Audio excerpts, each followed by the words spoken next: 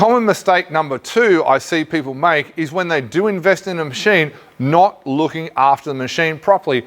Diggers are diesel, okay? It doesn't take much to look after them. There's only a few things you need to do. First, you need to grease it. Second, always make sure there's fresh, clean fuel in the tank and don't run the tank too low. And thirdly, make sure you service it. We recommend servicing every 100 hours, and the reason why we say that, right, is it's simple and easy to do, right?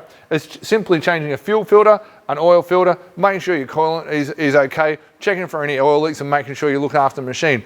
Your machine is designed to last a long time. It's going to be reliable for you, and it's going to go for years and years and years, but you must look after it. It's like seeing someone that's invested in a car. 2 people bought a car, they're both 20 years old. One person hasn't cared about it at all. It looks like a wreck, where the other person's looked after it. It looks almost as good as when they bought it 20 years ago. So I hope you understand that's a common mistake number 2 people make when they're investing in a mini excavator or mini digger.